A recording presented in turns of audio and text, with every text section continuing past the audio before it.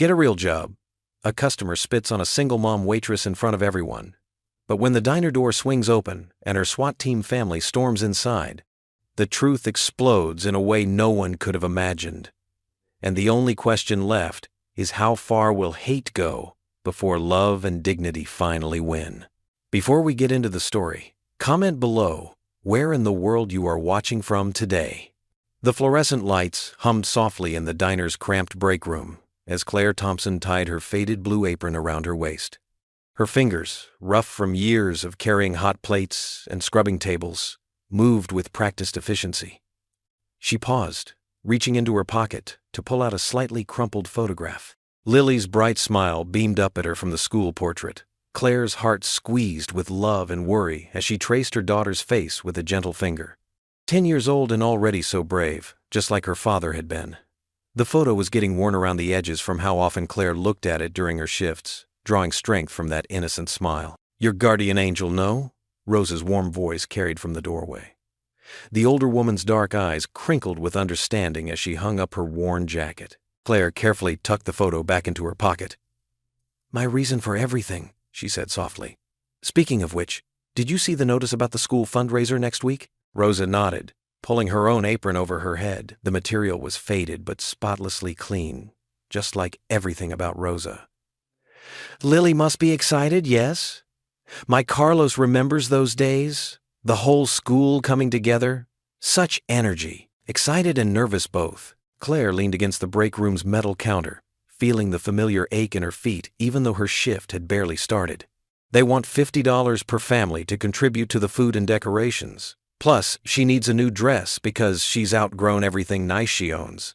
Rosa's face softened with sympathy. "Ah, mi amiga. Always the money worries. The electric bill was higher than usual this month," Claire admitted, running a tired hand through her hair. "And the car needs new brake pads. Some days it feels like I'm juggling plates that keep getting heavier." "But you never drop them," Rosa said firmly. She stepped closer, laying a weathered hand on Claire's arm. "I see you, Claire Thompson, working double shifts when needed, never complaining, always with a smile for the customers, even the ones who don't deserve it." Claire managed a small smile. "What choice do I have? Lily needs me to be strong. And you are strong. Más fuerte than you know." Rosa's eyes grew distant. "When I first came to this country, I cleaned houses for rich women who wouldn't look me in the eye. My English was poor. My children were hungry. And my pride," she shook her head. "But I held my head high because my babies were watching, just like your Lily watches you." Claire blinked back the sudden sting of tears. "Sometimes I worry she sees too much. The constant scramble for money, the long hours I'm away." She straightened her shoulders. "But I won't quit. I can't." "Of course you won't quit." Rosa's voice held absolute certainty. "You are a fighter, mi amiga, and fighters don't quit." The ancient coffee maker in the corner sputtered and gurgled, filling the small room with the scent of burnt coffee. Claire wrinkled her nose. "Speaking of fighting, we should probably tackle that coffee pot before Mr. Jenkins comes in for his usual.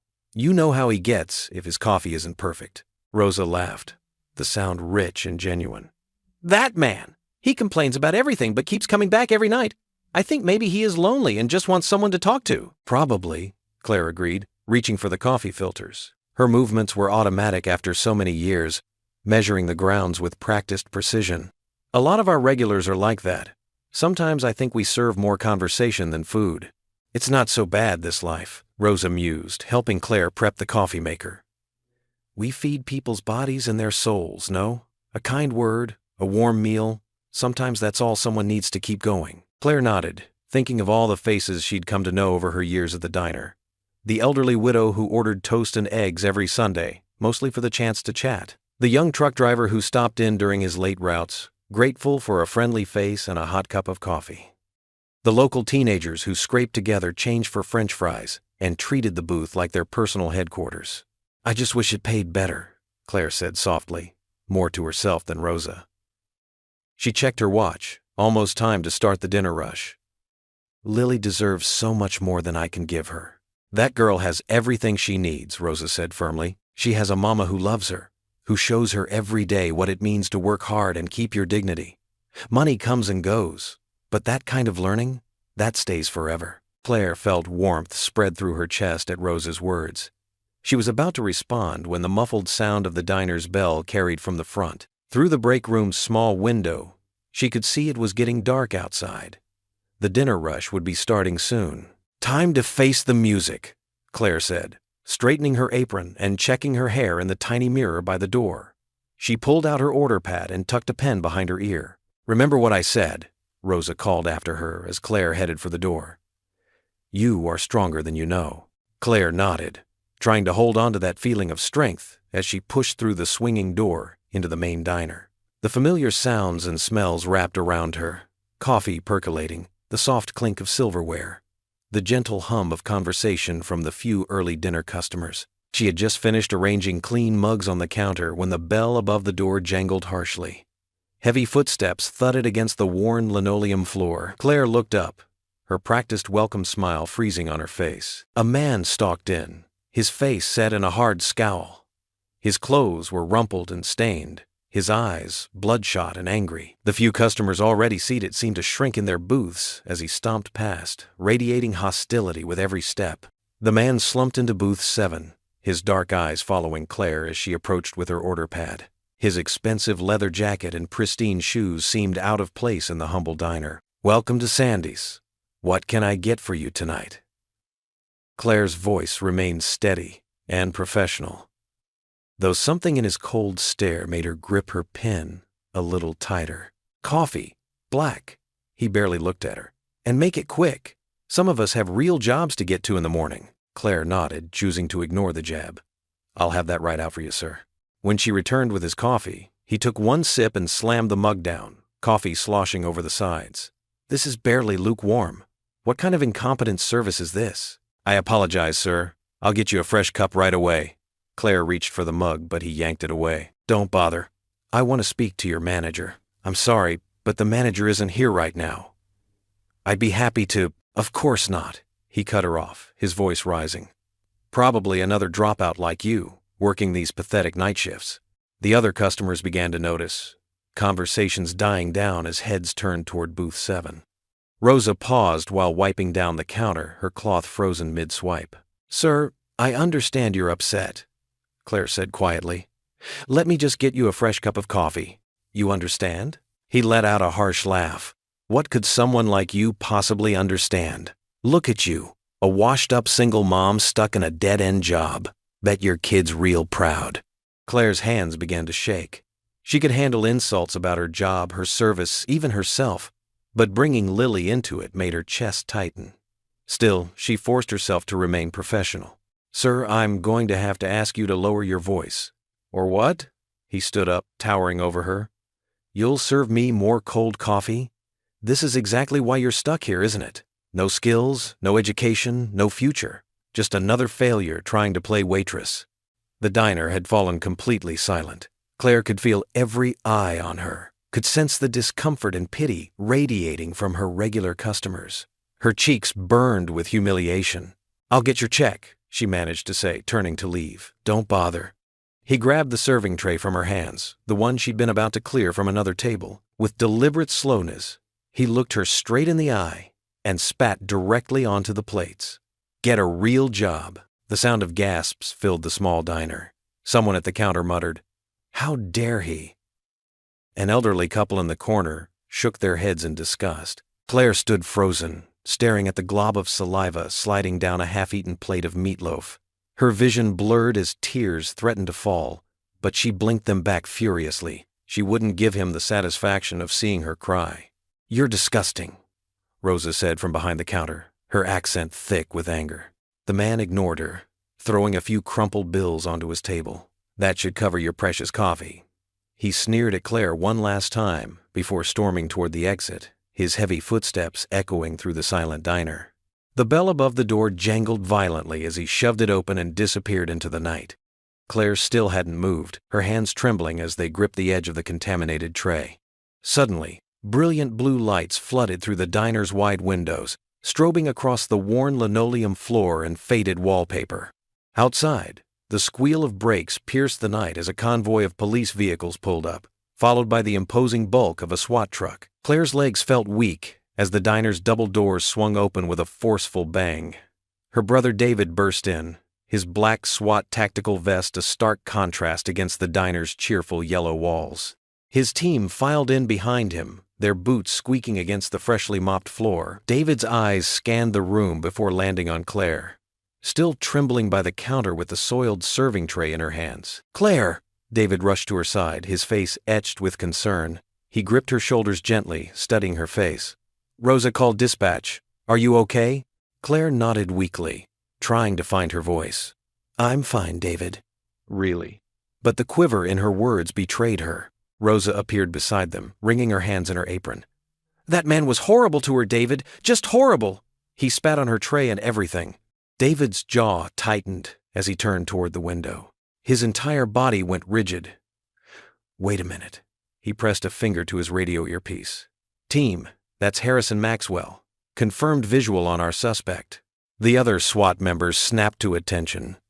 Through the large diner windows, they could see the man who'd harassed Claire climbing into a black SUV. "Maxwell?" Claire whispered, confused by her brother's reaction. "He's wanted for a string of violent hate crimes across 3 counties, David explained quickly. He squeezed Claire's arm. "Stay here." The SWAT team moved with practiced precision. They burst through the doors, their boots pounding against the pavement as they surrounded the SUV. David's voice boomed through the night air. "Harrison Maxwell, step out of the vehicle with your hands where we can see them." The diner's customers crowded around the windows, watching the scene unfold. Mrs. Peterson, a regular who came in every Tuesday for meatloaf, wrapped a comforting arm around Claire's shoulders. "Oh, honey," she murmured. "What a night you're having." Outside, Maxwell had frozen in the driver's seat, his hands gripping the steering wheel. For a tense moment, it seemed he might try to flee. Then, slowly, he raised his hands and opened the door. "On your knees," David commanded. "Hands behind your head?" Maxwell complied, his earlier arrogance replaced by silent fury as 2 SWAT officers approached with handcuffs ready. The man who had just minutes ago terrorized Claire now knelt on the cold pavement, completely powerless. Claire watched as David personally cuffed Maxwell, securing the restraints with perhaps a bit more force than necessary. She could read the controlled anger in her brother's movements, the way his shoulders stayed rigid even after Maxwell was secured. Other police cars arrived, their red and blue lights painting the diner's interior in alternating colors. The regular customers began sharing what they'd witnessed with the officers, their voices a chorus of indignation on Claire's behalf. He was absolutely disgusting to her. Betty, the retired schoolteacher from Booth 3, told a young officer. "Claire's one of the hardest working people in this town. She didn't deserve any of that." "Been coming here for 15 years, added George, the auto mechanic who always ordered coffee and apple pie. "Never seen anyone treat our Claire like that. Makes me sick." Their words wrapped around Claire like a warm blanket, thawing the cold shock that had frozen her in place. Rosa appeared with a fresh cup of coffee, pressing it into Claire's hands. "Drink this, honey. You're shaking." David re-entered the diner after Maxwell had been placed in a patrol car. He made his way straight to Claire, still in his full tactical gear. Without a word, he pulled her into a tight hug, careful not to spill her coffee. "I'm okay," Claire said automatically, though she leaned into her brother's embrace. "No, you're not," David replied softly. "But you will be." He pulled back, keeping his hands on her shoulders as he looked her in the eye. "That man's been terrorizing people across 3 counties, businesses owned by minorities, single mothers, anyone he sees is beneath him. We've been tracking him for weeks." Claire's eyes widened. "And he just happened to walk into my diner? Some would call it coincidence." David's mouth quirked into a small smile. "I call it justice. He picked the wrong waitress to mess with tonight." The diner had begun to settle back into its normal rhythm. The other SWAT members were outside completing their paperwork, and customers were returning to their meals. Though the buzz of excited conversation remained, Claire's voice caught. "I felt so helpless, so small, when he said I should get a real job." She trailed off, remembering the sting of his words. "Hey," David's voice was firm. "You're raising Lily alone, working double shifts, never missing a school event or a doctor's appointment. That's not just a real job. That's a hero's job." Tears welled in Claire's eyes, but she blinked them back. "I don't feel very heroic most days." "That's what makes you even more of a hero." David squeezed her shoulders. Listen to me, Claire. Don't ever think you're alone, sis. We've always got your back. The diner's usual evening chatter slowly returned as David and his team escorted the handcuffed man away. Claire stood rooted to the spot, her hands still trembling around the tray she held. The remnants of his spike glistened under the fluorescent lights, making her stomach turn. Here, sweetheart, let me take that from you. Rosa appeared at her side, gently prying the tray from Claire's rigid fingers. The older woman's familiar perfume, a mix of vanilla and something floral, helped ground Claire back to reality. An elderly man with wire-rimmed glasses pushed himself up from his booth, leaning heavily on his wooden cane. He made his way over to Claire, his weathered face creased with concern. "Young lady," he said, extending a wrinkled hand toward her. "I've been coming to this diner for 30 years, and I've never seen anyone handle themselves with such grace under fire." Claire clasped his offered hand, surprised by the strength in his grip. "Thank you, Mr. Peterson," she managed, recognizing him as one of their regular breakfast customers. "That man was nothing but a coward," Mr. Peterson continued, patting her hand. "And you, my dear, are braver than he could ever hope to be." Before Claire could respond, a woman in scrubs, Julie from the night shift at the hospital, wrapped her in a fierce hug. "We've all been where you are," she whispered, her voice thick with emotion. "Don't let anyone make you feel less than. You're worth so much more than that." The diner had transformed. Where there had been shocked silence, now there was a wave of support washing over Claire.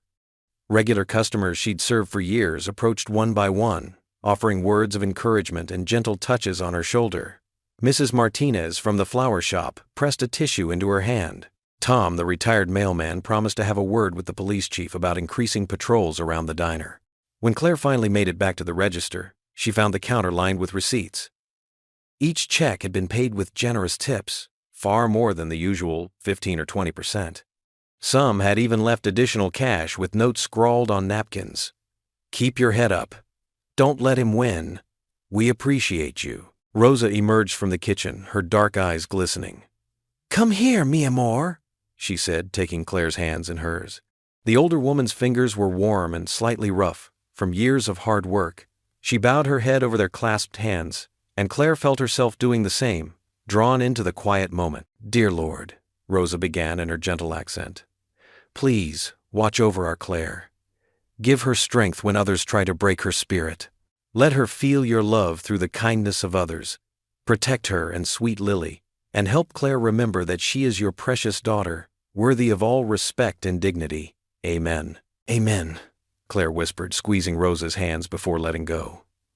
A tear slipped down her cheek, but for the first time that night, it wasn't from humiliation or fear. The rest of the shift passed in a blur of coffee refills and quiet conversations.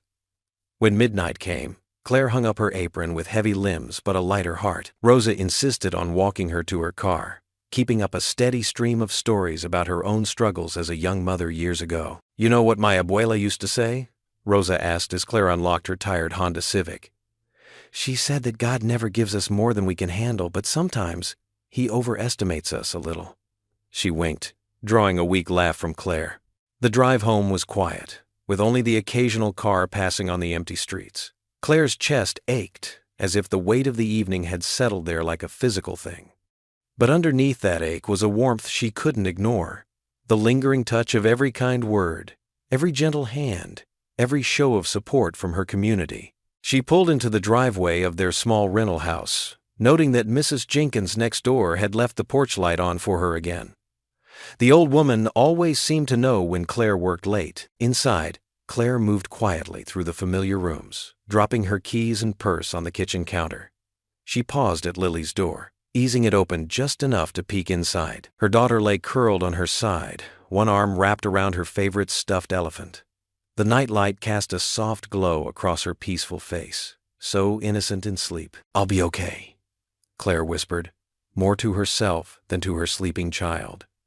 She touched the doorframe lightly, drawing strength from the simple fact of Lily's presence. The kindness she'd experienced tonight had reminded her that they weren't alone, that for every cruel person in the world, there were dozens more ready to stand beside them with love and support. Her fingers brushed against the series of pencil marks climbing up the doorframe, marking Lily's growth over the years. Each line represented another inch taller, another step forward, another small victory in their journey together. Claire traced the most recent mark, dated just last week, and felt the corners of her mouth lift in a tired smile. Morning light crept through the worn curtains of Claire's small kitchen, casting pale strips across the wooden table where Lily sat eating her cereal. Claire moved around their modest kitchen with practiced efficiency, packing her daughter's lunch while simultaneously trying to tame her own disheveled hair into a ponytail. Her phone buzzed again, on the counter, the 15th time in the past hour. Claire ignored it, focusing instead on making sure Lily's sandwich was cut exactly how she liked it, diagonal, with the crusts removed. "Mom?" Lily's spoon clinked against her bowl. "Are you okay? Your phone keeps making noise." Claire forced a smile. "Just fine, sweetie. Probably work stuff." The lie felt bitter on her tongue, but she couldn't bring herself to tell her 10-year-old daughter the truth, that someone had filmed last night's humiliation and posted it online. She'd discovered the video at 3 a.m. during her usual bout of insomnia. The shaky footage showed everything: the man's cruel words, the spitting incident, even her moment of frozen shock. But worse were the comments underneath. "Lol, what a doormat. This is why you don't let women raise kids alone. Pathetic single mom can't even stand up for herself." The phone buzzed again. Claire's hand trembled as she zipped up Lily's lunch bag. "Time to brush your teeth, honey," Claire said, keeping her voice steady. "Bus comes in 15 minutes. While Lily was in the bathroom, Claire quickly checked her phone. Her heart sank. The video had gained thousands more views overnight. Someone had even turned her stunned expression into a meme with cruel captions. Her social media notifications were flooded with messages, some sympathetic, but many more taking sick pleasure in her public humiliation. A text from David appeared. "Sis, have you seen what's going on? Call me." Claire heard the bathroom door open and quickly pocketed her phone. Lily emerged with her backpack slung over one shoulder, her long brown hair, so like Claire's own, neatly brushed. "Ready?" Claire asked, grabbing her car keys. "Can't I just stay home today?" Lily's voice was small, uncertain. Claire's heart clenched. "What's wrong? Are you feeling sick?" Lily shrugged, studying the floor. "Just don't want to go." Claire knelt before her daughter, gently lifting her chin. "Hey, look at me. What's really going on?" Lily's lower lip trembled. "Jenny showed me something on her phone yesterday. It was you, at the diner. People were saying mean things." The world seemed to tilt beneath Claire's feet. She'd hoped to shield Lily from this, but of course that had been naive. News traveled fast in their small town, and kids were always quick to pick up on drama. "Oh, sweetheart." Claire pulled Lily into a tight hug, feeling her daughter's small frame shudder against her. "I'm so sorry you had to see that. Why are people being mean about you?" Lily's voice was muffled against Claire's shoulder. "You didn't do anything wrong." Claire stroked her daughter's hair, searching for the right words. Sometimes people can be unkind when they see others struggling. But that says more about them than it does about us. The school bus's familiar rumble approached outside. Lily stiffened in Claire's arms. "I don't want to go," she whispered again. "What if everyone's talking about it?" Claire's heart broke, but she knew she had to be strong. If not for herself, then for Lily. "Remember what we always say? We're Thompson women. We don't let bullies win." Lily pulled back, wiping her eyes. "We're strong?" "That's right." Claire managed to smile, though her own eyes burned. "And tonight, we'll have pizza and watch your favorite movie. Deal?" A weak smile flickered across Lily's face. "Promise?" "Promise." Claire watched from the doorway as Lily climbed aboard the bus. Through the windows, she could see other kids already huddled over phones, whispering and pointing. Lily's shoulders hunched as she walked down the aisle, sliding into an empty seat near the back. As the bus pulled away, Claire's composure crumbled. She stumbled back inside, sinking onto the couch as her phone continued its relentless buzzing. With trembling fingers, she opened the latest notification. A local news site had picked up the story. Viral video shows confrontation at local diner. The comment section was already filling up. "This is what's wrong with America today. Someone needs to teach her some self-respect. Bet her kid is embarrassed to have such a weak mother." That last one cut deepest. Claire's vision blurred as tears spilled down her cheeks. She'd endured so much since becoming a single mother. The endless shifts, the tight budgets, the judgmental looks. But this public dissection of her dignity, this transformation into a viral joke, how could she protect Lily from the cruel digital world that had suddenly turned its gaze upon them? How can I protect her from this? Claire whispered into the empty room, her tears falling onto the phone's bright screen where countless strangers continued to tear her world apart. The morning light streamed through the diner's windows, but it felt different today. Claire's hands trembled slightly as she refilled coffee cups, aware of the whispers and sidelong glances from customers who had seen the viral video. Her white apron felt like a target on her chest, marking her for judgment. At the counter, two elderly women huddled over a phone, their faces pinched with gossip. "Oh my, that's her," one whispered too loudly. "The one from the video." Claire kept her chin up, though her cheeks burned. She'd been serving these same women their usual egg white omelets every Tuesday for 3 years. Now they looked at her like she was a stranger. Or worse, entertainment. The bell above the door chimed, and a group of teenagers slouched in, phones already raised. Claire's stomach clenched. She recognized them from the high school where Lily would be attending next year. They slid into a booth, snickering and pointing their phones in her direction. "What can I get you?" Claire approached their table, her order pad steady despite her racing heart. One boy, wearing a Letterman jacket, smirked at his friends. "I don't know. What do you think is good enough for someone with a real job?" His friends burst into laughter, phones recording every second of Claire's discomfort. The boy's mockery of "get a real job" echoed the cruel words from the night before, but with an added sting. These were just kids, children the same age as those who might one day tease her Lily. "The breakfast special is good," Claire managed, her voice professional but hollow. "Comes with hash browns or fruit." "Ah, look how professional she's trying to be." A girl with perfectly styled hair cooed sarcastically. "This is totally going on TikTok." Rosa appeared beside Claire like a guardian angel, her presence warm and solid. "I'll take this table, Claire. Why don't you check on table 6? Claire retreated to the kitchen, her legs wobbly. Through the service window, she could hear Rosa addressing the teenagers in her no-nonsense voice. "In this diner, we treat people with respect. If you can't manage that, there's a fast food place down the street." In the relative safety of the kitchen, Claire leaned against the stainless steel prep table, trying to steady her breathing. The fluorescent lights hummed overhead, and the familiar smell of bacon and coffee should have been comforting. But everything felt wrong, tainted. Rosa found her there a few minutes later, gently touching her shoulder. "Those kids left. Didn't even order." "I can't do this, Rosa," Claire whispered. "Everyone's watching, waiting for me to break down. The video has thousands of views now. People are making memes." Her voice cracked on the last word. Rosa's dark eyes were fierce with protective anger. "Listen to me, Claire Thompson. People will always find something cruel to say or do, but you can't give them your power." "What power?" Claire laughed bitterly. "I'm just a waitress who couldn't even stand up to one angry customer." "No," Rosa said firmly.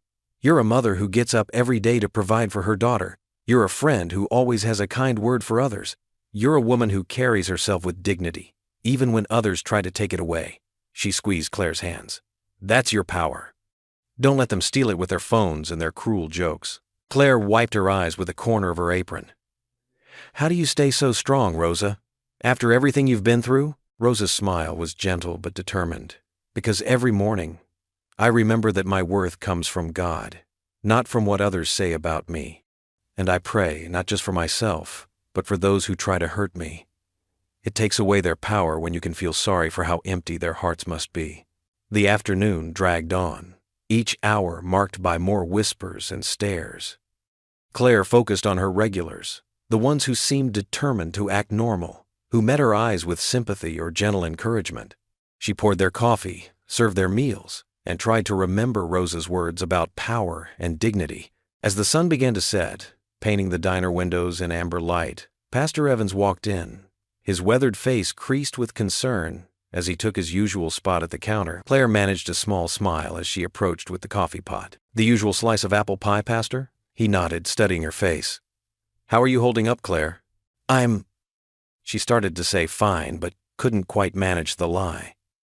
"I'm here, trying to keep going." Pastor Evans reached into his pocket and pulled out a small piece of paper, folded carefully. As Claire set his pie in front of him, he slipped it into her hand. Isaiah 43:2, he said softly. When you pass through the waters, I will be with you. Claire clutched the note like a lifeline, feeling the rough edges of the paper against her palm. The simple words reminded her that she wasn't alone. Not in this diner, not in this struggle, not in this life. She had Rosa's fierce protection, Pastor Evans's quiet wisdom, and above all, a strength within herself that no viral video could capture or destroy. Outside, the evening traffic hummed past the diner windows.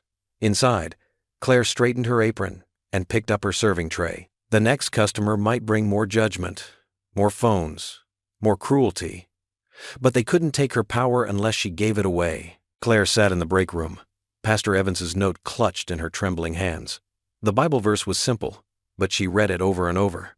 When you pass through the waters, I will be with you. The words blurred as tears threatened to fall, but she blinked them back.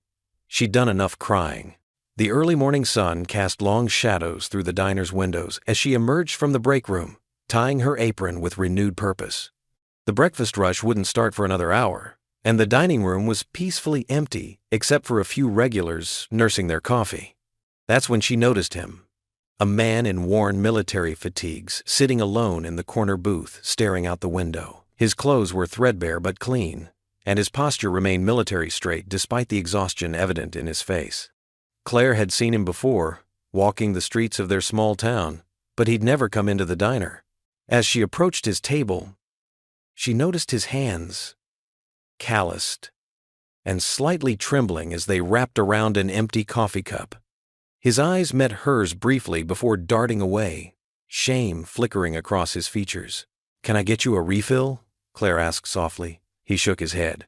"No, ma'am. I should probably go." His voice was barely above a whisper. Claire saw something familiar in his downturned eyes. The same look she'd been seeing in her own mirror lately. The look of someone who felt invisible, less than, unworthy of taking up space. "Have you eaten today?" she asked, keeping her voice gentle. He shifted uncomfortably. "I'm fine, ma'am." Claire thought of the verse in her pocket, of Rosa's constant reminder that kindness was its own kind of strength. Without hesitation, she picked up his coffee cup. "I'll be right back." In the kitchen, she ladled hot chicken soup into a bowl, added extra vegetables, and grabbed a fresh roll from the morning's batch. Rosa watched her with knowing eyes but said nothing as Claire carried the food back to the veteran's table. "I didn't order," he began, but Claire set the bowl down firmly. "It's a new recipe. I need someone's honest opinion," she said, sliding into the booth across from him. It wasn't exactly a lie. The soup was new, even if that wasn't the real reason she was serving it. The man stared at the steaming bowl, his Adam's apple bobbing as he swallowed hard. I don't have enough to—" "Your service was payment enough," Claire interrupted softly. "Please." His hands trembled more as he picked up the spoon, but after the first bite, some of the tension left his shoulders. He ate slowly, savoring each spoonful as if it might be his last meal. Claire busied herself wiping down nearby tables, giving him privacy while keeping an eye on his bowl. When it was nearly empty, she brought him more coffee and another roll. "Thank you, ma'am," he said, his voice stronger now. "It's been a while since," he trailed off, looking down at his empty bowl. "Since someone saw you?" Claire finished quietly. His eyes met hers, recognition flickering in their depths. Here was someone else who knew what it felt like to be looked through, judged, dismissed. He nodded slowly. "I'm Claire," she said, extending her hand. "James," he replied, his grip firm but gentle as they shook hands. "I served 2 tours in Afghanistan." "Thank you for your service," Claire said, meaning it with all her heart. "You're welcome here any time, James." He stood up, straightening his worn jacket with dignity. "The soup was perfect, ma'am." And he hesitated, then continued in a low voice. "I saw that video, the one they're passing around." Claire's breath caught, but James wasn't finished. "Those people who laugh, they've never had to fight for their dignity. They've never had to choose between pride and survival. But you and me? We know the real battle isn't out there. It's in here." He tapped his chest. Tears pricked at Claire's eyes as James reached across the table and clasped her hand once more. The gesture was simple, but full of understanding and gratitude. In that moment, something shifted inside Claire. A small spark of warmth, like a candle being lit in a dark room. Rosa appeared beside them, her face soft with understanding.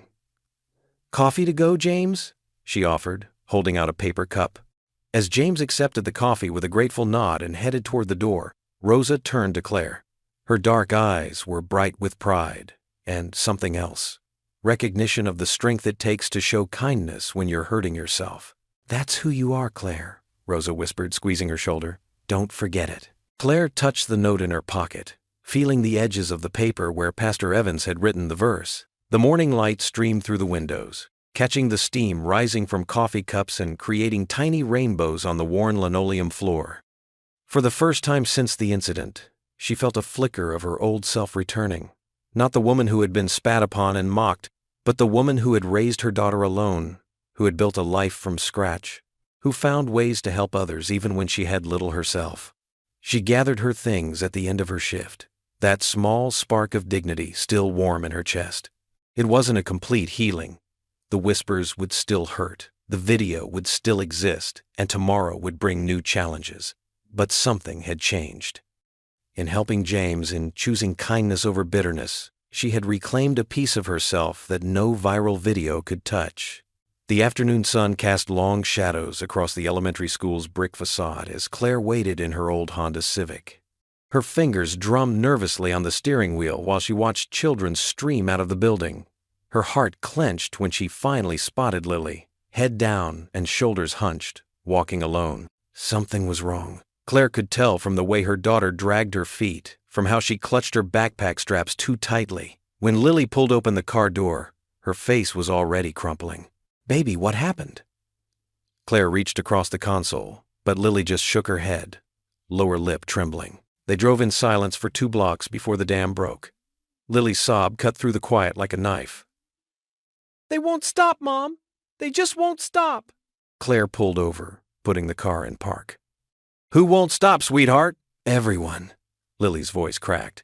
"They keep showing that stupid video. They made up a song about you. About us."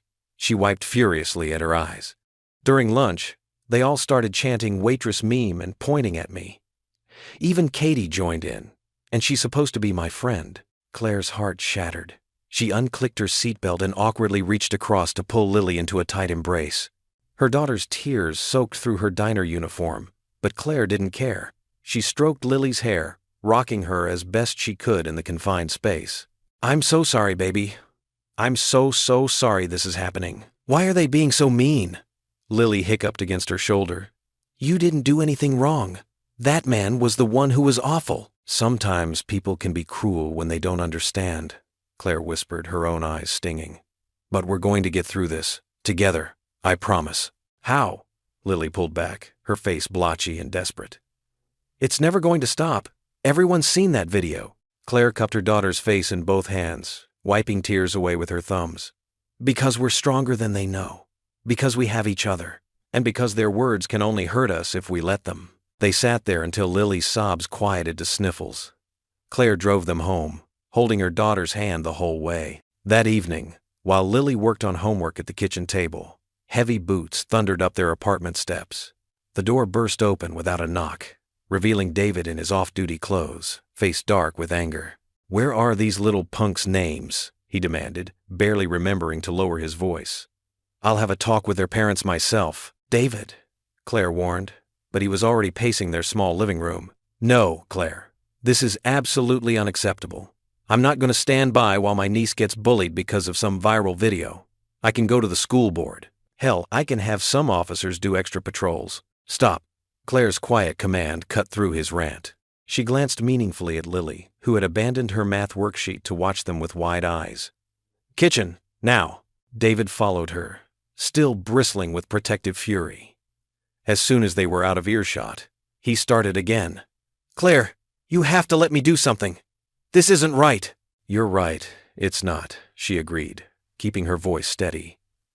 "But storming into that school like an angry SWAT officer isn't the answer." "Then what is? Because from where I'm standing, from where you're standing, you want to fix everything." "I know." Claire touched his arm gently. "But think about what that teaches, Lily. That when people are cruel, we need someone else to fight our battles? That the solution to meanness is to intimidate people back? David deflated slightly. I just hate seeing you both hurt like this. I know. But Lily needs to see that we can face this with dignity. That we can be resilient without retaliation. Claire's voice grew stronger. She needs to learn that her worth isn't determined by what other people say about us.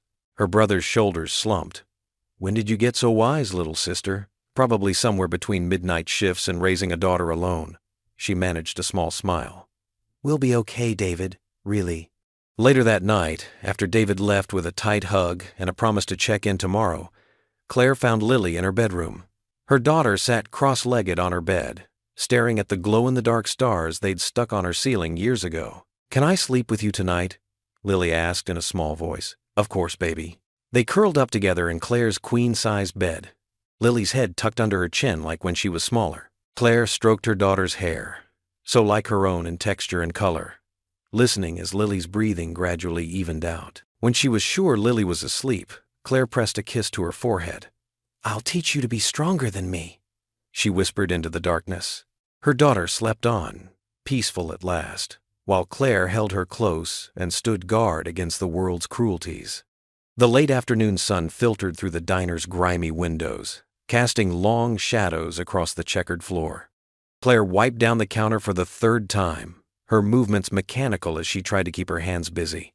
The lunch rush had died down, leaving only a few regulars nursing their coffee cups. Pastor Evans sat in his usual corner booth, his Bible open beside a half-eaten slice of apple pie. He'd been there for nearly an hour, watching Claire with thoughtful eyes as she moved between tables. She could feel his gentle gaze following her, knew he was waiting for the right moment to speak. Rosa emerged from the kitchen, carrying a fresh pot of coffee. She gave Claire a meaningful look, tilting her head toward the pastor. Go, she whispered, taking the cleaning rag from Claire's hands. I'll cover your tables. Claire smoothed her apron, tucking a stray strand of hair behind her ear. Her shoes squeaked against the linoleum as she made her way to Pastor Evans's booth. He smiled warmly, gesturing for her to sit. How are you holding up, Claire? He asked, closing his Bible. She sank into the vinyl seat, exhaustion seeping into her bones. Taking it day by day, Pastor. Some are harder than others. He nodded, his weathered face creasing with concern. I've been thinking about you and Lily, about everything that's happened. He paused, stirring his coffee slowly. The community fundraiser is coming up next week. I know. Claire's shoulders tensed. Lily's class is performing a song. I've been helping her practice. That's wonderful. Pastor Evans leaned forward slightly. But I was thinking, perhaps you could participate in another way. Claire's stomach dropped. What do you mean? We need speakers for the event, people who can share their stories of overcoming challenges. His voice was gentle but firm. Your experience, Claire, what you're going through right now, it could help others who are struggling. The color drained from Claire's face. Me? Speak? In front of everyone? She shook her head rapidly. I can't. I'm not good with words. And after that video, her voice cracked. Rosa appeared beside the table, as if summoned by Claire's distress. She set down a fresh cup of coffee and slid into the booth next to Claire. What's this about speaking? Pastor Evans explained his idea while Claire stared into her coffee cup, watching the steam rise in nervous spirals. It's perfect! Rosa exclaimed, squeezing Claire's arm. You should do it. I really shouldn't, Claire protested. Nobody wants to hear from me. I'm just... She gestured helplessly at her waitress uniform. Just what? Rosa's dark eyes flashed. Just a mother who gets up every day to provide for her daughter? Just a woman who faces cruel people with grace? Just someone who keeps going when others would give up? She shook her head firmly. Your story matters, Claire. Pastor Evans nodded. Rosa's right. People need to hear the truth. Not what that viral video showed, but the real story of dignity and resilience. Claire's hands trembled as she lifted her coffee cup. What if I freeze up there? What if I make things worse? Then we'll be right there with you, Rosa said firmly. Me, Pastor Evans, your brother David, we're all on your side. And God will give you the words, Pastor Evans added softly. Remember Jeremiah 1:9. Then the Lord reached out his hand and touched my mouth and said to me, I have put my words in your mouth. Claire closed her eyes, remembering Lily's tears from the bullying. The way her daughter tried to be brave even when it hurt. Maybe this was a chance to show her that courage meant facing your fears, not hiding from them. How? She swallowed hard. How long would I need to speak? Pastor Evans's face brightened. Just 5 minutes. Share your heart, that's all. Rosa clapped her hands together. I knew you had it in you. We'll help you prepare. I can listen to you practice after our shifts. Claire's stomach churned with anxiety, but she forced herself to nod. Okay, she whispered, then cleared her throat and said more firmly, Okay, I'll do it. Really? Rosa beamed. Yes. Claire's hands shook as she reached for her order pad, needing something familiar to hold on to. But I might throw up before I get on stage. Pastor Evans chuckled warmly. That's perfectly normal. Just remember, you won't be alone up there. God will be with you, and so will we. And think of Lily, Rosa added softly. Think of how proud she'll be to see her mama standing tall. Claire nodded, her throat tight with emotion. She could already feel her heart racing at the thought of facing all those people, of opening herself up to more potential ridicule. But something deeper than fear stirred in her chest. A tiny spark of determination, of hope that maybe, just maybe, her words could make a difference.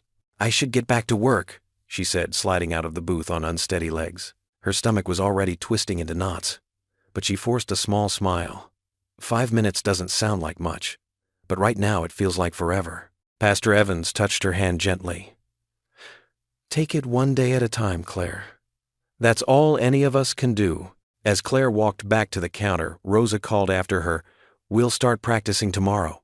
Claire raised her hand in acknowledgement, her mind already spinning with worry about what she would say, how she would say it, whether people would listen or laugh. But beneath the anxiety, a small voice whispered that this was right, that this was necessary, not just for herself, but for Lily, and maybe for others who felt beaten down by life's cruelties. She picked up her serving tray, drawing strength from its familiar weight. 5 minutes to tell her story, 5 minutes to reclaim her dignity, 5 minutes to show Lily that sometimes the bravest thing you can do is simply stand up and speak your truth.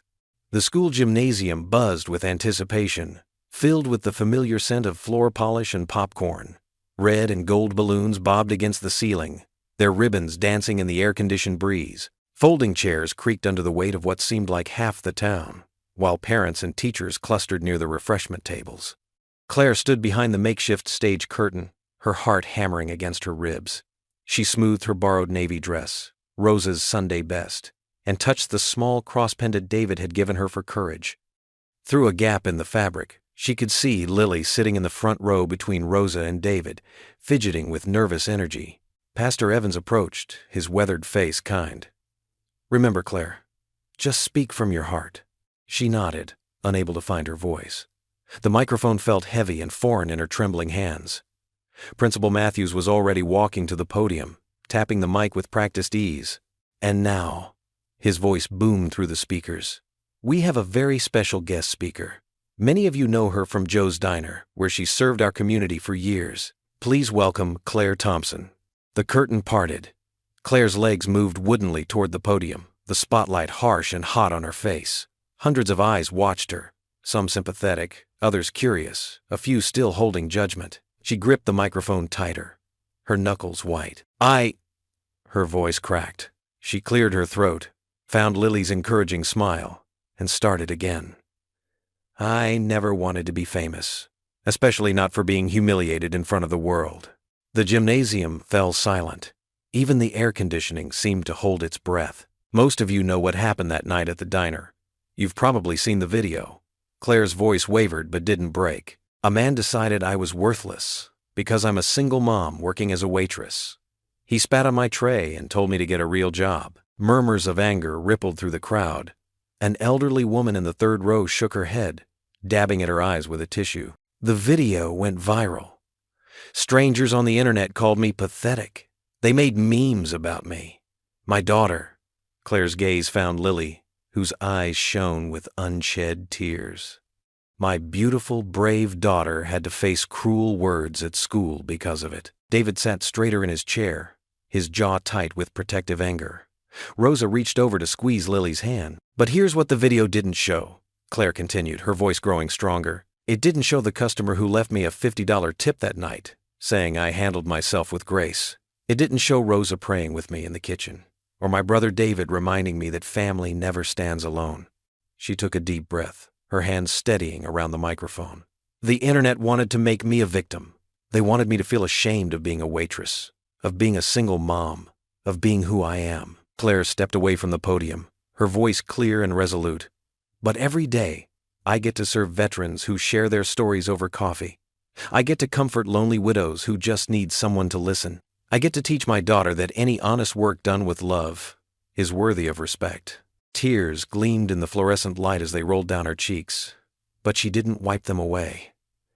"I choose not to let cruelty win. I choose to meet hatred with kindness. I choose to show my daughter that our worth isn't measured by viral videos or strangers' opinions, but by how we treat others, especially when it's hard." The first sob came from somewhere in the middle of the room, followed by several sniffles. Parents reached for tissues, and teachers wiped their eyes discreetly. "So yes, I'm a waitress," Claire's voice rang out, strong and proud. "I'm also a mother, a sister, a friend, and a member of this community, and I am not ashamed." The applause started slowly, a few claps here and there, then built like a wave. One by one, people rose to their feet. The standing ovation thundered through the gymnasium, echoing off the walls. Someone whistled sharply, and others joined in. Lily jumped up from her seat, tears streaming down her face as she clapped wildly. Pride radiated from her small frame, her earlier embarrassment transformed into pure joy. Rosa stood beside her, hands raised in praise, while David beamed with brotherly pride. Claire stepped down from the stage on shaky legs. Lily ran to her, throwing herself into her mother's arms. They held each other tight as the applause continued to wash over them. For the first time since that terrible night at the diner, Claire felt something shift deep inside her chest, a weight lifting, a wound healing. She wasn't just a waitress who had been humiliated. She wasn't just a viral video or a meme. Standing there, holding her daughter while their community cheered, Claire finally felt the truth of her own words. She was worthy. She had always been worthy. The ovation seemed to go on forever, a wave of support and validation that filled every corner of the gymnasium. Lily's arms tightened around her waist, and Claire pressed a kiss to her daughter's head, their tears mingling as they embraced. The dinner crowd had thinned out at Joe's diner, leaving just a handful of regulars nursing their coffee cups. The setting sun painted streaks of orange and pink through the wide windows, casting a warm glow across the weathered countertops. In their usual corner booth, Claire sat with Lily pressed against her side, while David and Rosa occupied the seats across from them. The remnants of their celebratory meal, empty plates with traces of meatloaf gravy and crumbs from apple pie, littered the red-checkered tablecloth. Claire hadn't stopped smiling since they'd arrived, her cheeks almost aching from the unfamiliar exercise. "Mom, tell them about how everyone clapped!" Lily bounced in her seat, her eyes sparkling with pride. "Tell them how Pastor Evans cried!" Claire laughed, the sound light and free. "I think they heard enough about that already, sweetheart." She squeezed her daughter's shoulders, treasuring the warmth of the moment. No, let her tell it again," Rosa insisted, her dark eyes twinkling as she reached across the table to pat Lily's hand. "Such a special moment deserves to be remembered." David leaned back, his SWAT uniform replaced by casual jeans and a comfortable flannel shirt. You should have seen the looks on those kids' faces who were giving Lily trouble. Pretty hard to make fun of someone whose mom brings down the house like that. "Uncle David!" Lily protested, but her grin revealed her pleasure. "Speaking of school," Claire said, running her fingers through Lily's hair, "someone got an A on their science project last week. Show them your paper, honey." Lily dug through her backpack and proudly displayed a report covered in gold stars. Rosa examined it with exaggerated attention, praising the neat handwriting and careful drawings of the solar system. "You're going to be a scientist someday, aren't you?" Rosa asked, handing the paper back. "Maybe," Lily said thoughtfully. "Or maybe a doctor. Or," she hesitated, glancing at her mother, "maybe I could own a restaurant, like this one." Claire's heart swelled. Just weeks ago, Lily had been ashamed to tell her friends where her mother worked. Now she was considering following in her footsteps. "You can be anything you want to be, my amor," Rosa said firmly. "Your mama's showing you that every day." David cleared his throat, pulling out his wallet. "Speaking of the future, I've been thinking. He extracted a folded check and slid it across the table. I want to start a college fund for Lily. Claire's eyes widened as she saw the amount. David, no. That's too much. It's not charity. He cut her off gently. It's family. And before you say anything else, remember that I don't have kids of my own. Let me do this for my favorite niece. I'm your only niece. Lily giggled. Exactly why you're my favorite. Claire felt tears prickling at the corners of her eyes. The college fund she'd tried to build had been depleted by emergency car repairs and medical bills. The thought of Lily's future had been keeping her up at night. Thank you, she whispered, reaching across to squeeze her brother's hand. Rosa dabbed at her own eyes with a napkin.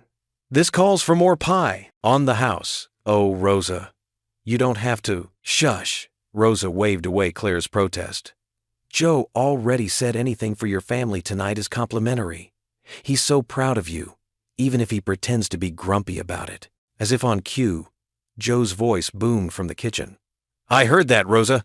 Stop giving away my profits. Everyone laughed, and the warm feeling in Claire's chest expanded. This was what healing felt like. Being surrounded by love, watching her daughter dream without limits, feeling worthy of the support that had always been there. Mom, Lily said suddenly, can we get ice cream with the pie? Absolutely not, Claire replied with mock sternness. Unless Uncle David's buying. Uncle David's buying, David confirmed immediately, making Lily cheer. Rosa returned with 4 slices of apple pie a la mode, the vanilla ice cream already beginning to melt against the warm crust. They ate slowly, savoring both the dessert and the moment. Claire listened as Lily chattered about her dreams, each one bigger than the last. Scientist, doctor, chef, maybe all 3 at once. The diner's lights cast a gentle glow over their little family gathering, while beyond the windows, night had settled in properly. A few cars cruised past on the main street, their headlights briefly illuminating the interior before moving on. The jukebox in the corner played old country songs, providing a soft backdrop to their conversation. You know, David said, scraping the last bit of ice cream from his plate, I always knew you had it in you, sis. That's strength. You just needed to believe it yourself. Claire smiled, watching Lily suppress a yawn. I'm starting to. Having all of you behind me, it makes a difference. We were always behind you, Rosa reminded her, but now you're leading the way. Outside in the darkness, a pair of headlights paused near the diner. The vehicle idled for a long moment before accelerating away into the night, but no one at the happy table noticed. They were too absorbed in their celebration.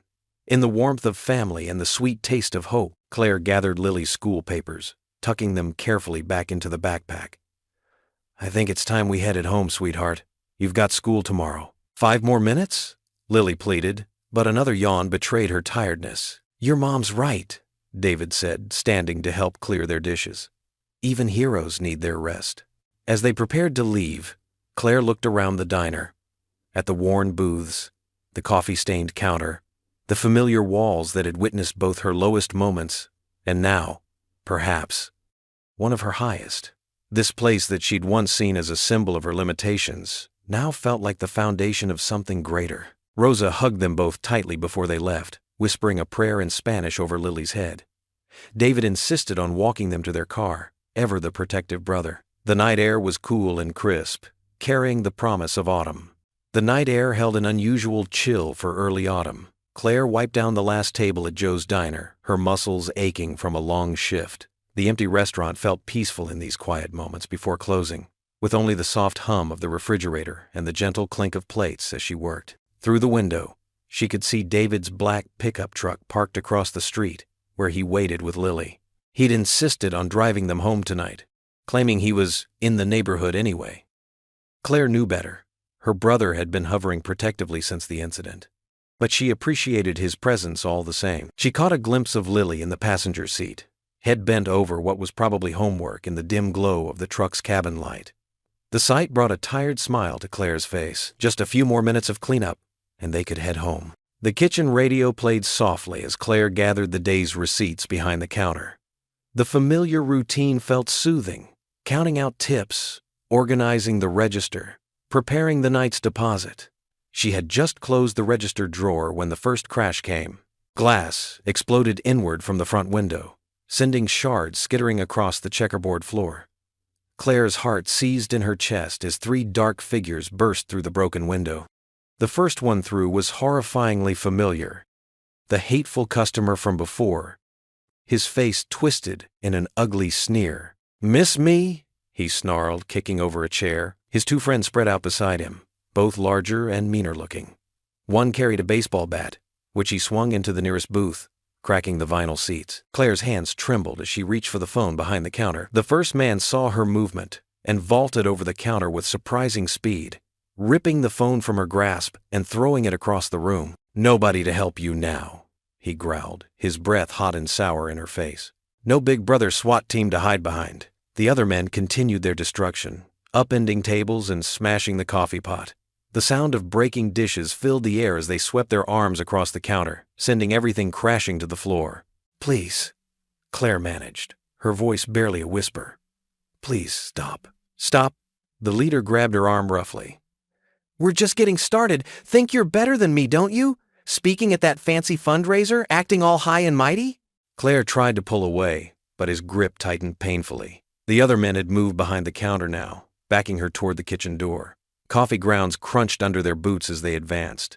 "Let's take this somewhere more private," the leader sneered, shoving her toward the back door. Claire's feet slipped on the scattered debris as they forced her through the kitchen and out into the dark alley behind the diner. The cold air hit her like a slap, and the heavy metal doors slammed shut behind them with a terrible finality. The alley was narrow, lined with overflowing dumpsters and stacked wooden pallets. The only light came from a flickering bulb above the kitchen door, casting strange shadows that danced across the brick walls. Claire's back pressed against the rough bricks as the three men hemmed her in. "Not so brave now, are you?"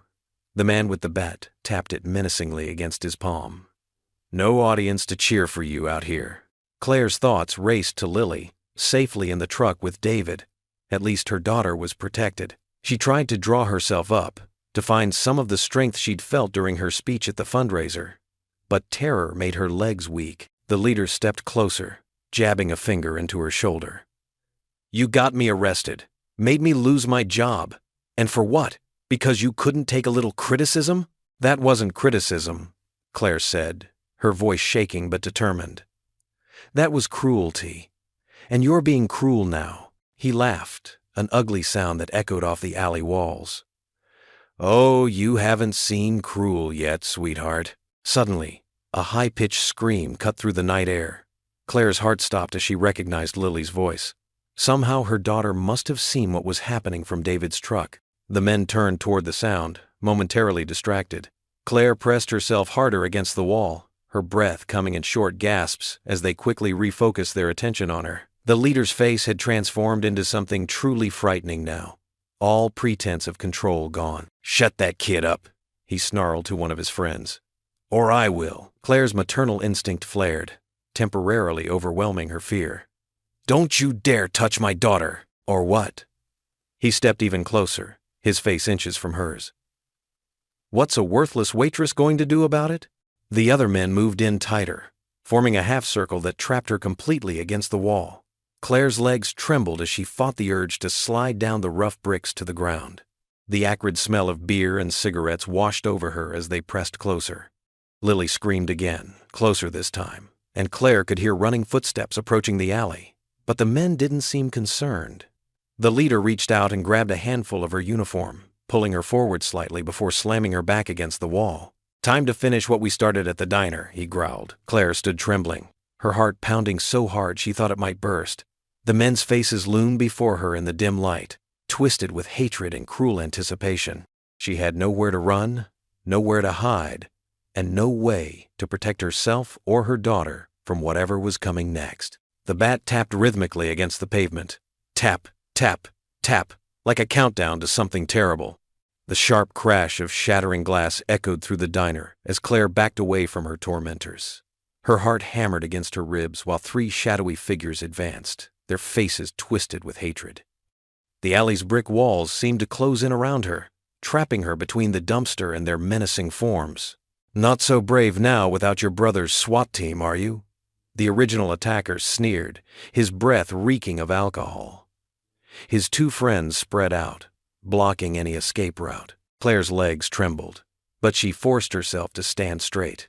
The same dignity that had carried her through weeks of online harassment wouldn't let her cower now. Still, fear clawed at her throat as they moved closer. "Please," she managed, her voice steadier than she felt.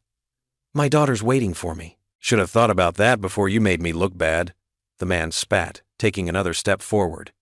His friends laughed, an ugly sound that bounced off the alley walls. Lily's scream pierced the night air like a siren. "Mom! Mommy!" Claire's heart stopped. Through the gap between her attackers, she could see Lily jumping out of David's truck, her small face contorted with terror. "Lily, stay back!" Claire shouted, maternal instinct overriding her fear. "Get back in the truck!" The sound of running footsteps and shouted commands suddenly filled the alley. Flashlight beams cut through the darkness, accompanied by the distinctive red dots of laser sights dancing across the attackers' chests. "SWAT! On the ground now!" David's commanding voice boomed through the narrow space. His team moved with practiced precision, their black tactical gear melding with the shadows as they surrounded the scene. The three men froze, caught in the crosshairs of multiple weapons. Claire's original attacker raised his hand slowly, his earlier bravado evaporating. "I said on the ground," David barked again. "Hands where we can see them." The SWAT team moved in swiftly, forcing the men face down onto the wet pavement. The sound of handcuffs clicking shut echoed off the brick walls as Claire sagged against the dumpster, her legs finally giving out. "Mom!" Lily broke free from one of the officers and ran to Claire, throwing herself into her mother's arms. Claire clutched her daughter tightly, feeling Lily's tears soaking through her uniform as they both sobbed in relief. David supervised his team as they secured the suspects, his jaw clenched tight with rage. Once the men were properly restrained, he strode over to them, his voice dropping to a dangerous growl. "You came after my sister, my family." He leaned in close to the main attacker's face. "You'll never touch my family again." The man tried to maintain his sneer, but fear flickered in his eyes as David continued. "And this time, you're going away for a long time." Assault, harassment, vandalism, and all caught on the diner's security cameras. Claire held Lily closer as she watched the SWAT team lead the men away. Their shoulders were slumped now, all their threatening power stripped away by handcuffs and the law. Red and blue lights from newly arrived patrol cars painted the alley walls in alternating colors, creating an almost dreamlike atmosphere. David hurried over to Claire and Lily, his tactical gear crunching against the pavement as he knelt beside them. "Are you okay?" he asked, checking Claire for injuries. "Did they hurt you?" Claire shook her head, still holding Lily close. "No, I'm okay. They didn't get the chance." She looked up at her brother, managing a weak smile. "Your timing is getting better." David pulled them both into a careful hug, mindful of his gear. "I promised I'd always have your back, sis. And this time, we've got them on multiple charges. They won't be able to hurt anyone else." Lily lifted her tear-stained face from Claire's shoulder. "I was so scared, Mom. But you didn't run away. You stood there and faced them." Claire brushed Lily's hair back, suddenly realizing the truth in her daughter's words. Even terrified, she hadn't backed down or begged. She had stood her ground, protecting her dignity until help arrived. "That's right, baby," Claire whispered, her voice growing stronger. "See, we're stronger than hate." Rosa appeared at the alley entrance, her face pale with concern. She rushed over, already pulling Claire and Lily to their feet. "Come inside, both of you. Let's get you warm and safe while the police finish their work." As they walked back into the diner's fluorescent light, Claire held her head high. The broken glass crunched under their feet, and the overturned chairs showed the violence that had occurred, but somehow it felt less important now. What mattered was that she had faced her tormentors without breaking, and her daughter had witnessed not just the threat, but also the triumph. David followed them inside, speaking quietly into his radio as his team secured the scene. The night would be long, with statements to give and papers to sign, but Claire felt a strange peace settling over her. The men who had tried to destroy her had only succeeded in proving her strength. Morning sunlight streaked across the shattered glass that littered the diner's parking lot. Claire stood with her arms wrapped around herself, staring at the plywood boards that now covered the broken windows. The sight made her stomach clench. This place had been her sanctuary, her lifeline for keeping food on the table and a roof over Lily's head. Pastor Evans's weathered pickup truck rumbled into the lot, followed by a parade of familiar vehicles. Claire watched in amazement as one after another, locals emerged, carrying toolboxes, paint cans, and bouquets of fresh flowers. Mrs. Henderson from the flower shop clutched a massive arrangement of yellow daisies. Mr. Peterson, the hardware store owner, hauled wooden planks over his shoulder. "We're not letting them win," Rosa declared, appearing at Claire's side with a box of cleaning supplies. Her dark eyes sparkled with determination. "This diner is our home too." David stepped forward, still in his SWAT uniform from the night shift. "I brought reinforcements," he said, gesturing to his team members who were unloading construction materials from their personal trucks. They had traded their tactical gear for work clothes and tool belts. Pastor Evans made his way through the crowd, his Bible tucked under one arm. "Claire," he said softly, "would you join us in prayer before we begin?" Claire nodded, throat tight with emotion. The pastor raised his hands, and the gathered community formed a circle in the parking lot. Some held paintbrushes, others gripped hammers, but all joined hands. "Lord," Pastor Evans began, his voice carrying across the morning air, "we gather here not in anger or fear, but in love and unity. Grant us the strength to rebuild what hatred has destroyed. Give us the courage to stand together against darkness, and most of all, help us remember that your light shines brightest in our darkest moments." "Amen," the crowd murmured in unison. As if on cue, people sprang into action. The sound of hammering filled the air as David's team secured fresh boards. Mrs. Henderson arranged flowers on every intact table inside, transforming the damaged space into a garden. Rosa organized a cleaning crew, attacking broken glass and debris with fierce determination. Claire moved through the busy scene in a daze, touched beyond words by the outpouring of support. She paused near the entrance, where Mr. Peterson was carefully measuring a new pane of glass. "Don't you worry about the cost," he said gruffly, noticing her concerned expression. "Consider it an investment in the community." A group of teenagers from Lily's school arrived, led by their art teacher. They carried brushes and bright paint, asking permission to create a mural on the temporary boards. "We want to show everyone that beauty can come from broken things," the teacher explained. Claire's eyes welled up as she watched them sketch out their design. A massive tree with roots spreading across the boards, its branches reaching toward the sky. Within its leaves, they began painting words like hope, unity, and love. The morning wore on, and more people arrived. Someone set up a portable radio, filling the air with uplifting music. The ladies' church group brought casseroles and cookies, setting up an impromptu buffet for the workers. Around mid-morning, Claire heard familiar laughter. Lily's laughter. She turned to see her daughter surrounded by classmates who had come with their parents.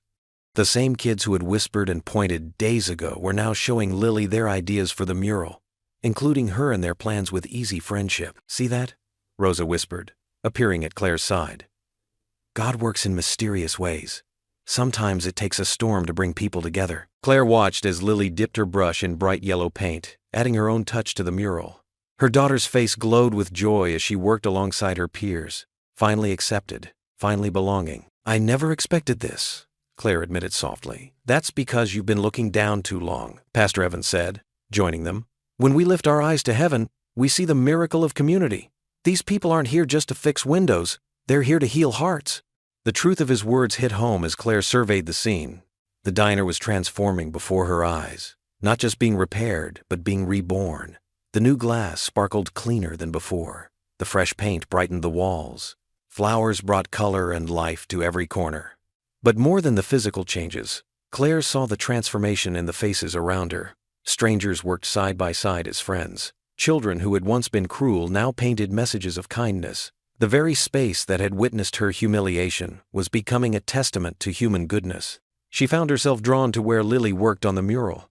Her daughter's small hands were covered in paint, but her smile outshone every color on the wall. Around her, other kids chatted and laughed, passing brushes back and forth, offering suggestions and compliments. "Mom, look!" Lily called out excitedly. "We're painting a sunrise, because new days always come, right?" Claire's heart swelled as she watched Lily dip her brush in vibrant orange, adding rays of light to the rising Sunday. Her daughter's words echoed the truth they had both learned. Darkness never has the final say. Hope always blooms in the most unexpected places, nurtured by the simple acts of people who choose love over hate. The sound of laughter, Lily's bright, unrestrained joy, mixing with the voices of her new friends, filled the air like music. Claire stood in the warmth of the morning sun, surrounded by the bustle of her community, watching her daughter bloom like a flower after rain. In that moment, she knew with absolute certainty that they would be okay. The afternoon sun cast long shadows through the diner's newly repaired windows. Claire wiped down the counter, her movements slow and deliberate. When the bell above the door chimed, a woman in her mid-30s entered, notepad in hand, introducing herself as Sarah Martinez from the local newspaper. "I've been following your story, Mrs. Thompson," Sarah said, sliding onto a stool. "But I think people need to hear the whole truth, not just what they saw in that viral video." Claire's hands trembled slightly as she set down her cleaning cloth. I'm not sure I want any more attention." "This isn't about attention," Sarah assured her, her eyes kind. "It's about showing others that dignity can't be taken, only given away, and you never gave yours away." Rosa appeared from the kitchen, giving Claire an encouraging nod. "Tell her, mi amiga, tell her everything." Claire took a deep breath and settled onto the stool beside Sarah. She started from the beginning, about being a widow, about working double shifts to keep Lily in dance classes, about choosing kindness even when faced with cruelty. Sarah's pen flew across her notepad, capturing every word. "What made you stand up at that fundraiser?" Sarah asked.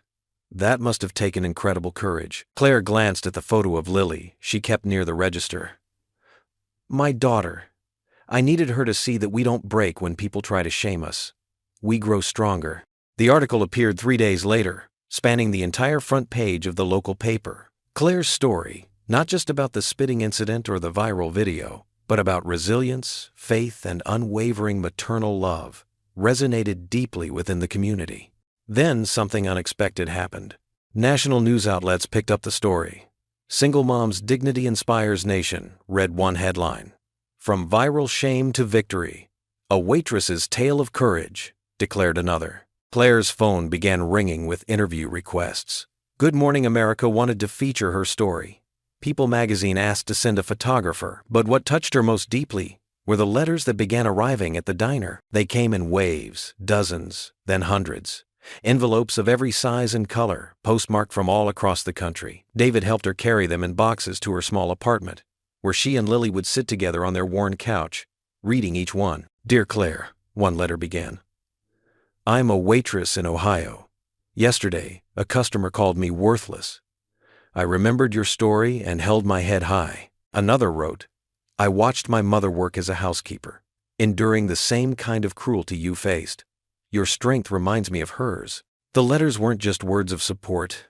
Many contained something more. Checks and money orders arrived, with notes asking that the funds be used for Lily's education. A law firm in Boston set up a formal scholarship foundation in Lily's name, writing that they were inspired by the dignity of a mother who refused to be broken. One evening, as Claire sorted through the day's mail at the diner counter, she found a thick envelope from Seattle. Inside was a handwritten letter on pale blue paper. Her hands shook as she began to read aloud, Rosa and David gathering close to listen. "Dear Claire," she read, her voice catching. "I'm a single mother of 2 beautiful girls. Last week, I was ready to quit my job as a store clerk after months of harassment from my manager. I felt worthless, defeated, ready to give up." Claire paused, wiping her eyes. Rosa squeezed her shoulder, encouraging her to continue. "Then I saw your story on the news. I watched you speak about choosing dignity over despair, about showing your daughter how to face cruelty with grace. You gave me hope to keep going." Tears streamed down Claire's cheeks as she finished the letter. Rosa wrapped her in a tight embrace, while David quietly wiped his own eyes. "You see," Rosa whispered, "God uses our pain to light the way for others. Your struggle wasn't just for you. It was for all of us who needed to remember our worth." Claire held the letter to her heart, thinking of all the other single mothers out there, fighting their own battles with dignity. She thought of Lily, who now walked with her head held high at school, proud to be her daughter. The diner's bell chimed as Pastor Evans entered, carrying yet another box of letters. He set them down gently before Claire, his eyes twinkling with pride. "Your light is shining far beyond our little town," he said softly. "Never doubt that your faith and courage have touched hearts across this nation." Claire nodded, unable to speak through her tears. She understood now that her story had become something larger than herself, It had become a beacon of hope for others who felt small, forgotten, or ashamed. Her simple act of standing tall in the face of cruelty had sparked a movement of dignity and grace that continued to spread, one letter at a time. The early morning sun streamed through the freshly cleaned windows of Miller's Diner, casting warm golden light across the newly polished floors and restored booths. The aroma of coffee and fresh-baked pies filled the air as Claire adjusted her apron, her hands trembling slightly from a mix of excitement and nerves. Today marked the diner's grand reopening, and already the parking lot was filling up with familiar cars and trucks. Rosa worked beside her, arranging flowers that community members had brought in. "Look at all these people," she whispered, squeezing Claire's arm. "They're here for you, mi amiga." Claire shook her head, feeling her cheeks warm. "They're here because this diner means something to everyone. It's more than just me." The bell above the door chimed continuously as people filed in. Pastor Evans arrived with his wife, followed by several church members. David, still in his police uniform from the night shift, found a spot at the counter. Teachers from Lily's school squeezed into booths alongside factory workers and farmers. The mayor himself stood near the entrance, chatting with other town officials. Lily bounced around the diner in her best dress, helping Rosa distribute menus with a bright smile that made Claire's heart swell. Her daughter had been through so much, yet here she was, radiating joy and pride. Mr. Miller, the diner's owner, a man in his 70s who rarely made appearances anymore, pushed through the crowd using his cane. His weathered face broke into a warm smile as he approached Claire. "Thompson," he called out, his voice carrying across the bustling diner. "Got a minute?" The conversations quieted as Claire made her way to him, wiping her hands nervously on her apron. She'd worked for Mr. Sebson, Miller for nearly 8 years, but they'd rarely spoken beyond basic pleasantries and work discussions. "Yes, sir," she said, standing before him. Mr. Miller cleared his throat, looking around at the packed diner. "You know, I opened this place 43 years ago. Worked every position myself, cook, server, dishwasher, you name it. Built it from nothing." He paused, his eyes growing misty. "But these past few years, I haven't been able to be here like I should. Thought maybe it was time to sell." Claire's heart sank. She'd heard rumors about the diner being put up for sale, but hadn't wanted to believe them. "But then," Mr. Miller continued, his voice growing stronger, "I saw something remarkable. I saw a woman who treated this place like it was her own, who knew every customer's name and story, who showed up every day with a smile, even when life was beating her down." He reached into his jacket pocket and pulled out an envelope. "Who taught this whole town about dignity and courage?" The diner had fallen completely silent. Claire could feel everyone's eyes on her, could hear Lily's excited whisper to David, "What's happening, Uncle David?" "Mrs. Thompson," Mr. Miller said formally, "I've decided not to sell. Instead, I'm promoting you to manager of Miller's Diner, effective immediately." He held out the envelope. With a proper salary and benefits to match, Claire stared at the envelope, her vision blurring with tears. "Mr. Miller, I don't know what to say." "Say yes," Rosa called out from behind the counter, and several people chuckled. Mr. Miller smiled gently. "You've kept this place alive with your heart, Claire. That's what leadership really island.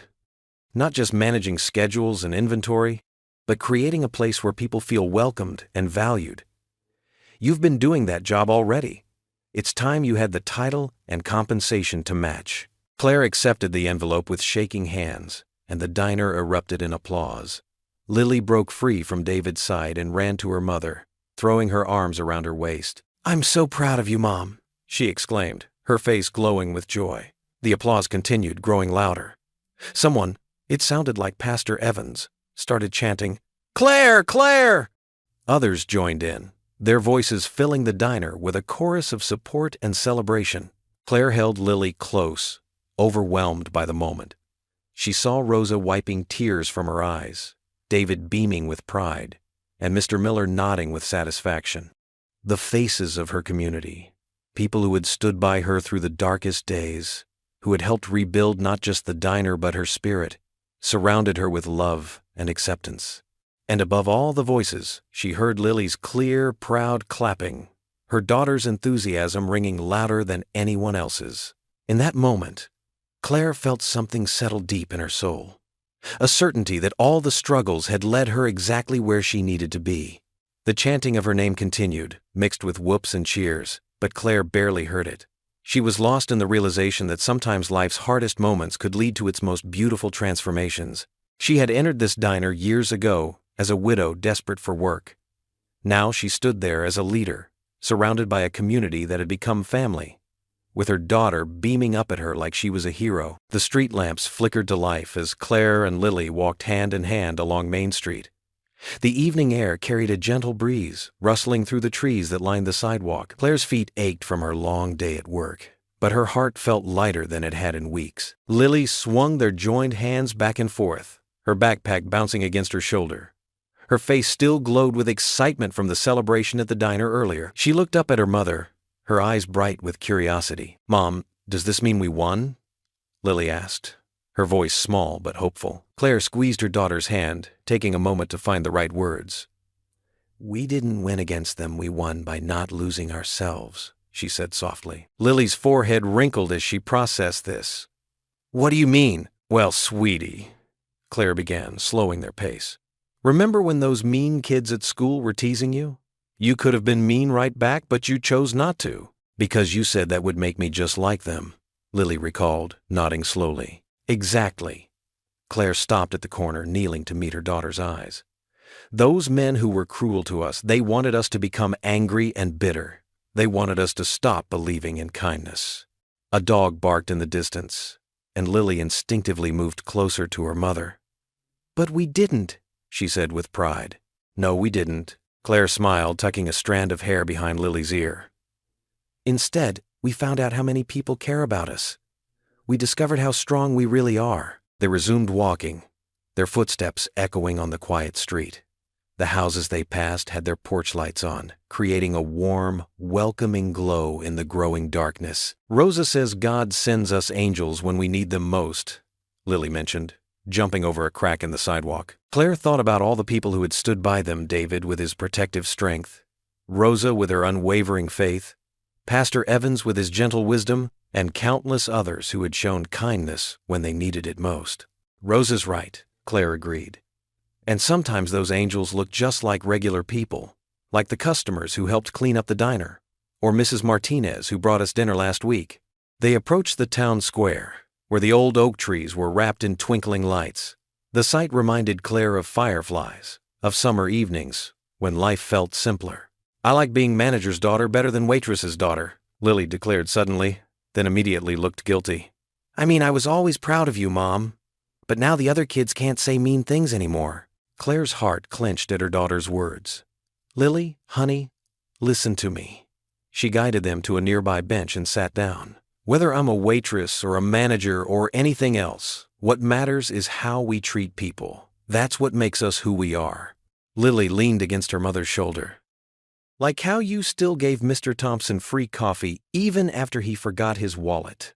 "Just like that," Claire confirmed, wrapping an arm around her daughter. "And how you shared your lunch with Sarah when hers got ruined, even though she used to tease you." They sat in comfortable silence for a moment, watching as the last rays of sunlight painted the sky in shades of pink and purple. A few stars had begun to peek through the darkening canvas above them. "Mom?" Lily's voice was thoughtful. "I think I understand now. We won because we're still us, right?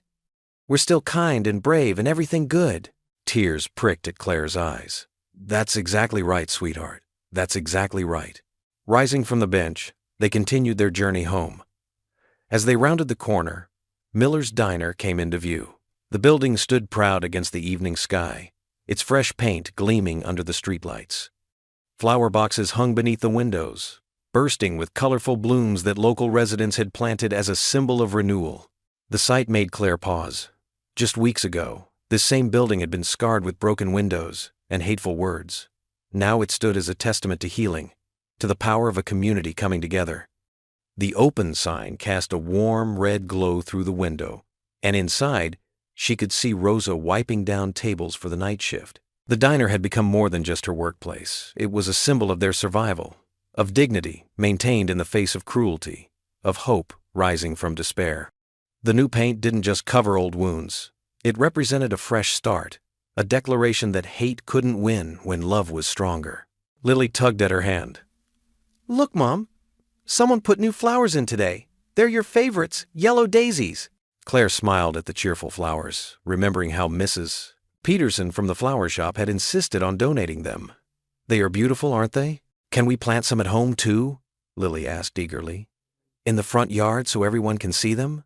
"I think that's a wonderful idea," Claire replied, imagining their small yard brightened by flowers. "We'll make it a weekend project." They stood there for a moment longer, taking in the sight of their renewed diner. The place where their story of hurt had begun had transformed into a symbol of their triumph, not over others, but over the darkness that had threatened to dim their light. As they turned toward home, Claire heard Lily humming softly the same tune that Rosa often sang while working. It was a gentle reminder that even in their hardest moments, beauty could still bloom, and songs could still rise. The diner's glow faded behind them as they walked on, but its warmth stayed with them, a beacon of hope lighting their way home. Their footsteps fell in sync, mother and daughter, walking forward together, stronger than before. The apartment was quiet except for the gentle hum of the aging refrigerator and the soft whisper of sheets as Claire tucked Lily into bed. The little girl's room was small but cozy, decorated with hand-me-down furniture and walls covered in her colorful drawings. A night light cast warm shadows across the purple comforter Claire had found at a thrift store last summer. Claire smoothed Lily's dark hair away from her forehead, just as she had done every night since Lily was a baby. The familiar gesture brought tears to her eyes, not from sadness this time, but from a deep well of gratitude. Her daughter's face glowed with contentment in the soft light, her eyes heavy with sleep but still fixed on her mother's face. "Did you brush your teeth?" Claire asked, though she already knew the answer from the minty smell of Lily's breath. "Mm-hmm," Lily nodded, snuggling deeper into her pillow. She clutched her worn stuffed rabbit, a gift from her father before he passed, close to her chest. "Mom?" "Yes, sweetheart?" "Today was amazing," Lily said, her voice thick with sleep. "Everyone was so nice at the diner. And when Mr. Johnson made you manager," she smiled, her eyes shining. "I was so proud." Claire's heart swelled. She remembered how just weeks ago, Lily had come home crying because of the cruel comments at school. Now here she was, beaming with pride instead of shrinking with shame. "I'm proud of you too, baby," Claire whispered, adjusting the blanket around Lily's shoulders. "You've been so brave through everything." Lily reached up and touched Claire's cheek with her small hand. "Mom," she whispered, her voice full of conviction despite her sleepiness. "You're my hero." The words hit Claire like a warm wave, washing away the last remnants of doubt and shame that had clung to her these past weeks. She leaned down and pressed a kiss to Lily's forehead, letting her lips linger there for a moment as she whispered back, "And you're mine." Lily's eyes fluttered closed, a peaceful smile still playing on her lips. Claire sat there for a few minutes more, watching her daughter's breathing even out into the steady rhythm of sleep. The sight reminded her of all those nights she'd spent watching over Lily as a baby, wondering how she'd managed to raise her alone. Now, years later, she realized they'd been raising each other all along. Standing carefully to avoid the creaky floorboard by Lily's bed, Claire moved quietly to the window. She adjusted the curtain, another thrift store find that matched the comforter, and made sure it was securely closed against the night air. The street below was quiet now, most of the shops dark, except for the occasional glow of a security light. In their tiny living room, Claire sank into the armchair by the window, her favorite spot for late-night thinking. The chair had been reupholstered twice, but it still held the shape of countless nights spent here, rocking Lily through fevers and nightmares, or simply sitting in peaceful silence after long days at the diner. Through the window, stars dotted the clear night sky, twinkling against the darkness like tiny beacons of hope. Claire remembered nights when she'd sat in this same spot, crying silently after particularly difficult shifts, wondering if she'd ever feel like more than just a waitress. Now, as she gazed up at those same stars, something felt different inside her chest. The promotion to manager was wonderful, yes, but it wasn't just about the title. It was about recognition, not just from others, but from herself. Every plate of food she'd served, every kind word she'd offered to lonely customers, every moment she'd chosen dignity over bitterness, they hadn't been just anything. They had been acts of love, of service, of quiet strength. She thought about Pastor Evan's words about trials being tests of faith, about Rosa's steadfast friendship, about David's protective love. She thought about the homeless veteran's grateful eyes, the elderly customers who found comfort in her small kindnesses, and the woman who had written that touching letter about finding hope in Claire's story. The stars blurred slightly as happy tears filled her eyes.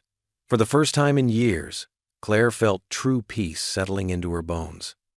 The kind of peace that comes from knowing exactly who you are and being proud of that person. The strength she'd always had but sometimes forgotten flowed through her veins, steady and sure.